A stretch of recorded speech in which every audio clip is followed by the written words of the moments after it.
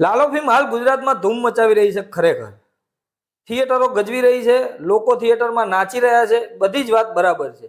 પણ જો તમે લાલો ફિલ્મ જોઈ છે અને તમને ગમી છે કે અથવા નથી ગમી તો મને ખાસ કોમેન્ટ કરીને કહેજો. કેમ કે ઘણા લોકો એવા માર્કેટમાં આવી ગયા છે હવે જેમણે લાલો ફિલ્મ વિશે કસાતું બોલી રહ્યા છે. વિડીયોના અંત સુધી જોજો, આપણે આ વિડીયોની અંદર ડિટેલમાં વાત કરીએ. હેલો મિત્રો, હું છું અમિત, તમે જોઈ રહ્યા છો સિનેમા શો. સિનેમા શો પર આજે ચર્ચા કરવી છે ગુજરાતી ફિલ્મો વિશે અને ગુજરાતી ફિલ્મ લાલો અત્યારે જે ચાલી રહી છે એના પછી શું સિનારીઓ બને છે ગુજરાતી ફિલ્મો વિશે એ પણ વાત કરવી છે. સાથે બીજી પણ એવી ગુજરાતી ફિલ્મો રહી ગઈ છે જે સફળ થવી જોઈતી હતી પણ નથી થઈ, કેમ કે લોકો સુધી નથી પહોંચી. લાલો ફિલ્મ સાથે પોઝિટિવ વાત એ થઈ રહી છે એટલીસ્ટ લોકો સુધી પહોંચી છે અને લોકો એને વધાવી રહ્યા છે. બે ચાર મુદ્દે વાત કરવી છે, વિડીયોના અંત સુધી બનાવી રહેજો અને ચેનલને સબસ્ક્રાઇબ જરૂર કરી લેજો. કેમ કે આ ચેનલ પર દરેક ગુજરાતી મૂવીના રિવ્યૂ, બીજી અનેક ફિલ્મો વિશે ડિટેલમાં વાત કરવામાં આવે છે. જો તમે ગુજરાતી ફિલ્મો વિશે જાણવા કે સમજવા માંગતા હોય તો આ ચેનલ પર બનાવી રહેજો. કેમ કે આ ચેનલ પર ઓનેસ્ટ રિવ્યૂ કરવામાં આવે છે. એવું નથી કે દરેક ગુજરાતી ફિલ્મોને સારી કહેવામાં આવે અને દરેક ગુજરાતી ફિલ્મોને ખરાબ કહેવામાં આવે છે. જેવી ફિલ્મ લાગે એવું જ આ ચેનલ પર કહેવામાં આવે છે. વિડીયોમાં આગળ વાત કરીએ તો હાલ ગુજરાતમાં 3 ફિલ્મો ચાલી રહી છે ગુજરાતી: ચણિયા ટોળી, મિશ્રી અને લાલો શ્રીકૃષ્ણ સદા સહાય તે. ખરેખર હમણાં છેલ્લા 15-20 દિવસથી જોઈએ ને તો ગુજરાતી ઇન્ડસ્ટ્રીની આખી ભાષા, આખો સિનારીઓ, ગુજરાતી ઇન્ડસ્ટ્રી પ્રત્યે લોકોની જે ભાવના હતી એ બધી જ બદલાઈ ગઈ છે. આ ત્રણેય ફિલ્મોને લોકોએ એટલો પ્રેમ આપ્યો છે, સાથે કલેક્શન પણ એવા કર્યા છે. ચણિયા ટોળી ફિલ્મે 15 કરોડની ઉપર બિઝનેસ કરી લીધો છે. લાલો ફિલ્મે પણ 15 કરોડ ઉપર બિઝનેસ કરી લીધો છે. મિશ્રી ક્યાંક ને ક્યાંક ફસાઈ ગઈ છે, કેમ કે એ પણ ફિલ્મ સારી છે છતાં પણ લોકો સુધી નથી પહોંચી, કેમ કે લાલો નામનું વાવાઝોડું એને નડી ગયું છે.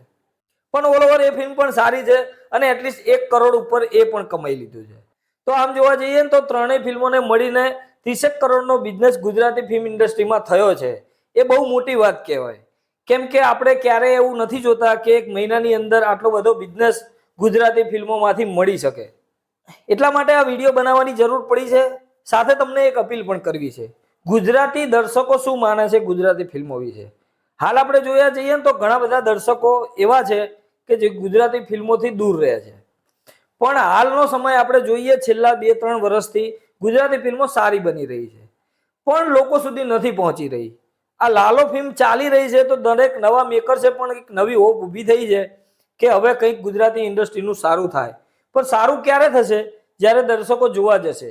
દર્શકોને હવે ગુજરાતી ફિલ્મો તરફ ધ્યાન આપવું પડશે, કેમ કે ખરેખર ગુજરાતી ફિલ્મો સારી બને છે. બોસ, અમે છેલ્લા 2-3 વર્ષથી ફોલો કરીએ છીએ ગુજરાતી ફિલ્મ ઇન્ડસ્ટ્રીના, તો એટલી તો ખબર છે કે બધી ફિલ્મો સારી ક્યારેય ના હોય અને દરેક ફિલ્મો ખરાબ પણ ક્યારેય ના હોય.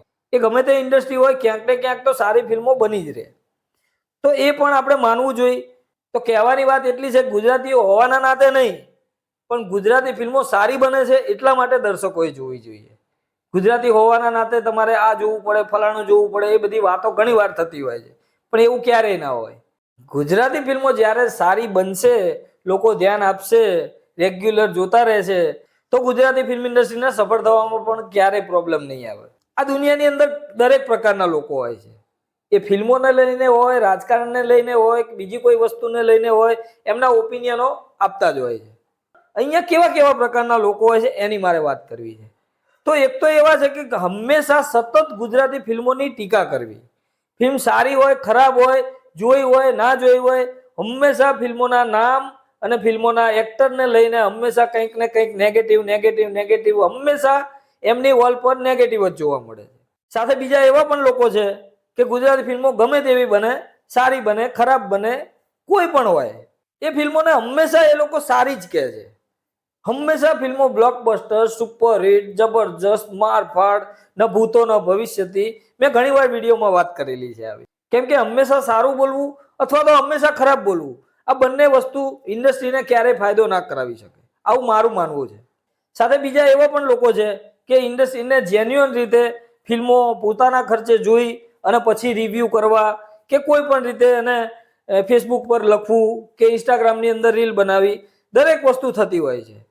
જે ખરેખર એ કાર્યને હું બિરદાવું છું, કેમ કે હું જ પણ એ જ કામ કરું છું કે મને સારી ફિલ્મ લાગે તો જ હું સારીને કહેવાનું છું અધરવાઇઝ ગમે તે સ્ટારની મૂવી હોય, મોટા કલાકારની હોય, નાના કલાકારની હોય, અને સારી ના હોય તો એને ખરાબ કહેવાની હિંમત પણ દેખાડીએ છીએ. કેમ કે હંમેશા જો તમે સારું સારું બોલશો તો મેકર્સને તો એવું જ થવાનું છે કે ફિલ્મો યાર સારી બને છે, તો દર્શકો જોવા નથી આવતા. છોડો, આ રીતે જ આપણે ફિલ્મો બનાવતા રહો. એ લોકો કંઈ નવું બનાવવાનો ટ્રાય ક્યારેય નહીં કરે. આ સીધી વાત છે.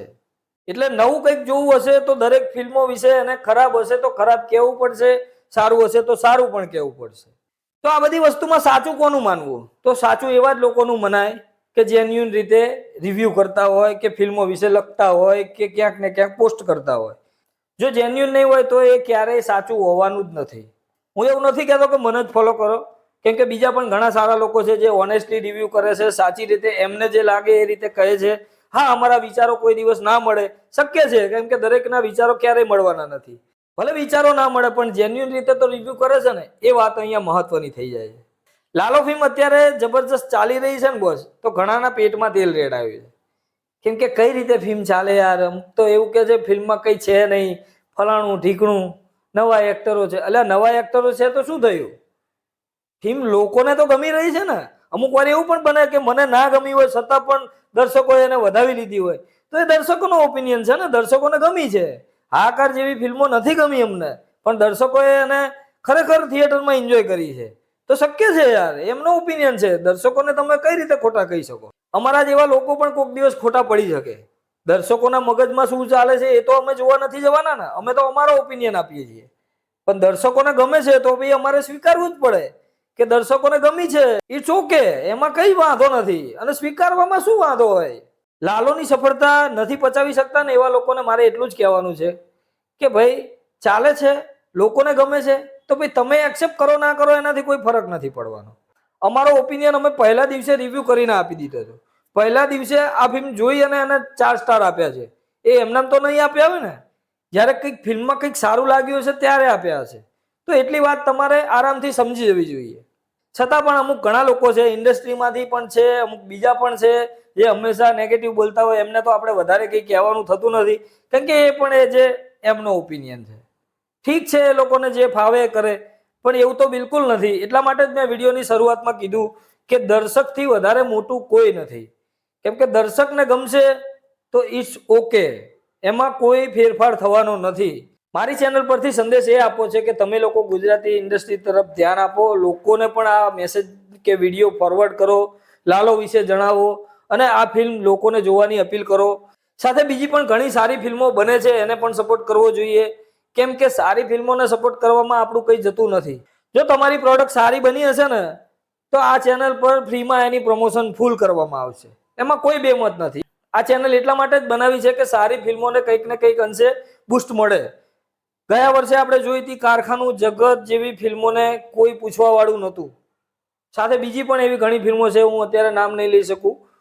આ વર્ષે પણ વિક્ટર 303, નાન ખટાઈ, કાશી રાઘવ, વાલી ફિલ્મ તો ઇન્ડસ્ટ્રીમાં પણ લોકોને નથી ખબર કે આવી કોઈ ફિલ્મ આવી હતી. એટલી જબરજસ્ત ફિલ્મ છે યાર, સામાજિક મેસેજ વાળી ફિલ્મ છે, છતાં પણ કોઈ એની તરફ ધ્યાન પણ નથી આપ્યું. એટલે આવી અંડરરેટેડ ફિલ્મો હંમેશા રહી જતી હોય છે. સારી હોવા છતાં પણ એવી ફિલ્મોને હંમેશા આપણે એપ્રિશિએટ કરવી પડે. કેમ કે સારી ફિલ્મો ત્યારે જ બનશે જ્યારે દર્શકો એની મહત્વ સમજશે. દર્શકો નહીં સમજે તો ભાઈ મેકર પર કંટાળીને થાકી જશે કે ભાઈ રહેવા દો, કોઈ દર્શકો ધ્યાન નથી આપતું. એટલે દર્શકોને ખાસ એ વાત કહેવી હતી. લાલો ફિલ્મ વિશે તો અમે ઘણી બધી વાતો કરી છે. ડાયરાની અંદર અમારો જે ડાયરો પોડકાસ્ટ થઈ રહ્યા છે ઘણા સમયથી, લગભગ 2 વર્ષથી ડાયરો અમે કરી રહ્યા છીએ. દરેક ગુજરાતી ઇન્ડસ્ટ્રીની અવનવી વાતો દરેક રિવ્યુઅરના મોઢે ત્યાં સાંભળવા મળે છે. દરેક રિવ્યુઅરે ત્યાં એમના મંતવ્ય શેર કરતા હોય છે. એ ડાયરાની અંદર પણ અમે ઘણી બધી આ લાલો ફિલ્મની સફળતાને લઈને બીજી ફિલ્મો વિશે પણ વાત કરી છે. એ તમે શક્ય હોય તો જોજો. ખૂબ એમાં પણ વાતો કરી છે અને ખૂબ મજા પણ આવશે એમાં.